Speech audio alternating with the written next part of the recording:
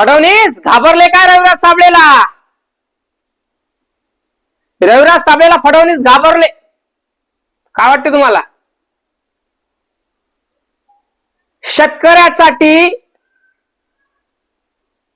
हा रविराज साबळे आवाज उठवतो. हा व्हिडिओ पूर्ण बघा. व्हिडिओ मध्ये तुम्हाला सगळी रियालिटी कळणार. रविराज साबळे खरा आहे की देवेंद्र फडणवीस साहेब खरे आहे, कोण आहे? याच्यामध्ये राजकारण आहे आणि राजकारण कोण खेळत आहे? रविराज साबळे खेळत आहे. हा व्यक्ती रविराज साबळे बीजेपीचा कार्यकर्ता आहे, लक्षात ठेवा अगोदर. हा बीजेपीचा कार्यकर्ता आहे, बीजेपी मध्ये काम करतो. ज्या ताटात खाल्लं तिथंच हागला हा गडी आणि त्या ताटाला भोंग पाडले. हा व्यक्ती एज्युकेट आहे, मी ते नाही म्हणत नाही. त्या व्यक्तीपाशी एज्युकेशन आहे आणि संविधानाच्या आधारे हे जे भारताचं संविधान आहे, हे जे भारताचं संविधान आहे याच्या समोर म्हटलं अच्छक झुकतात. तो मोदी असो या प्रधानमंत्री असो या मुख्यमंत्री असो या कोणी पण असो, फडणवीस असो, कोणी पण असो, इथं झुकतात. याच्यात ताकद एवढी आहे, एवढी कोणाच्याही अंगात ताकद नाही आहे भावा, कळलं काय?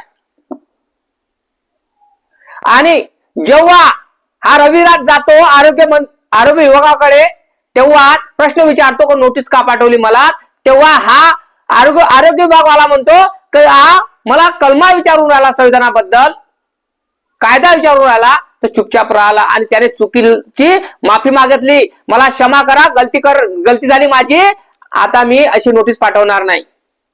मग विचार करा, कोणाच्या बळावर उडतो? संविधानाच्या बळावर उडतो हा रविराज साबळे. पण एक लक्षात ठेवा, हा राजकारण मनात आणून राहिला, राजकारण करून राहिला. माझा एकच म्हणा, शेतकऱ्यासाठी आवाज उठवा. मी पण युवराज डोंगरे उठवतो आवाज, असं नाही. पण माझं एकच म्हणणं आहे, फडणवीस तुम्ही सोशल मीडियाला घाबरले, फडणवीस तुम्ही रविराज साबळेला घाबरले का नाही मला काही ठाऊक नाही, पण तुम्ही संविधानाला घाबरले हे लक्षात ठेवा. कारण आणि मला एकच समजत नाही, रविराज साबळे तू इतूस आहेस आणि तू म्हणतोस का मला फडणवीसनं मारण्याची सुपारी दिली, मला मारण्याची. भाऊ तूच आहेस आणि व्हायरल होण्यासाठी तू त्या मुख्यमंत्र्याचं नाव बदनाम करून राहिला, हे लक्षात ठेव. ही चुकीची बाब आहे. आता तू म्हणशील हा बीजेपीचा आहे, हा अंधभक्त आहे. अरे तू अंधभक्त आहेस, तू बीजेपीचा, आम्ही नाही. आम्ही सर्वसाधारण शेतकरी आहे, कळलं का? आम्ही कोणापुढे झुकत नाही, फक्त आमच्या बापासमोर झुकतो आणि आमच्या बापाच्या लिहिलेल्या संविधानासमोर झुकतो. पण हे चुकीचं वागणूक आहे तुझी, चुकीचं बोलणं आहे. लोकांना फसवतो तू. लोकांना केळीचे झाडं लावा म्हणतात, कोणाला म्हणतात जांबाचे झाडं लावा, कोणाला म्हणतात याचे लावा त्याचे लावा, कोणाला म्हणतात ते लाल फळ असतात त्याचे झाड लावा. अरे भावा तूच लाव, लोकांना चुत्या नको बांधू. शेतकरी हा असतो तर शेतकरी दुसऱ्याला फसवत नसतो. तुला शेतकऱ्याला फसवला आहेस आणि त्याचे पैसे घेतस तू, कळलं काय? तू शेतीकडे लक्ष दे, तुझं उत्पन्नाकडे लक्ष दे, शेतकऱ्याकडे लक्ष द्यायला भरपूर लोक आहेत. तुझ्यामुळं शेतकरी हा आत्महत्या करून राहिला, लक्षात ठेव. आता तू म्हणशील कसा शेतकरी आत्महत्या करून राहिला, कारण तू आत्महत्या रोखला काय? नाही रोखला. अबे शेतकऱ्याची आत्महत्या करून राहिला त्याच्यासाठी तू काहीतरी कळलं पाहिजे. त्या 10x12च्या रूम मध्ये बसून 10x12 रूम मध्ये बसून बोलणं होते ते ऐकून करणं होत नाही, त्यासाठी आंदोलन करावं लागते भावा. तुझ्याकडे एज्युकेशन आहे, त्या एज्युकेशनचा फायदा उचलायला पाहिजे. तू सोशल मीडियावर टीका करून कोणावर ट्रोल करून हे राजकारण खेळत आहे तू. कारण तुझ्या अंगामध्ये एक मंत्री घुसलेला दिसत आहे मला. आता सर्वसामान्य शेतकरी दिसत नाही. तू बांडगुळासारखा गांडूळ झालेला आहेस रविराज, समजलंस काय? बोलण्याचं तथ्य माझा एकच आहे. तू अगोदर शेतकरी एल्गार बच्चूभाऊ कडू यांच्यावर तू टीका केली होती, माहित आहे मला. मी त्याच्यावर पण तुला बोललो होतो. गोष्ट एक आहे की फडणवीस हा व्यक्ती कसा आहे हे जनतेला माहित आहे. पण प्रश्न हा पडतो की तुला कोणीही मारण्याची सुपारी दिली नव्हती. स्वतःला तू अंगावर घेतस का? घेतस कारण तुला प्रचलित व्हायचं आहे, तुला विद्वान व्हायचं आहे, तुला मार्केटमध्ये यायचं आहे, तुला व्हायरल व्हायचं आहे. कारण व्हायरल होण्याची भूक तुला लागलेली आहे. त्या कारणामुळे कोणाचाही आधार घेऊन व्हायरल होण्याचा प्रयत्न करतो.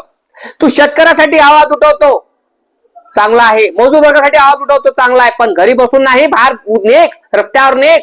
आणि तू म्हणतो शेतकऱ्याची कर्जमाफी झाली पाहिजे, शेतकऱ्याची कर्जमाफी झाली पाहिजे, पण शेतकऱ्याची कर्जमाफी तर झालीच, त्यांनी घोषित केला आहे मुख्यमंत्र्यांनी. पण तू म्हणत आहेस की शेतकऱ्याची कर्जमाफी होणार नाही, कारण शेतकऱ्याला गांजर दिलाय, गांजर.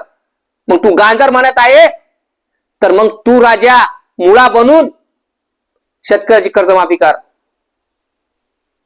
कळलं का? कारण तू कराळे मास्तरला वांग दाखवलं होतं, आता तू शेतकऱ्याला गांजर दाखवत आहेस.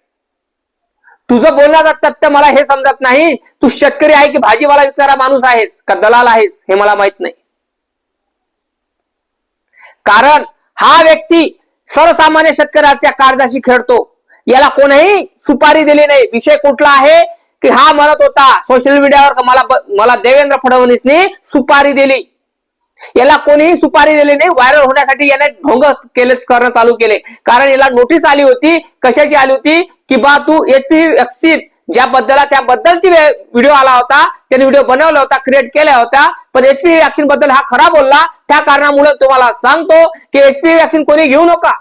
पण गोष्ट एक आहे की देवेंद्र फडणवीसने याला नोटीस कुठलीही पाठवली नव्हती भाऊ.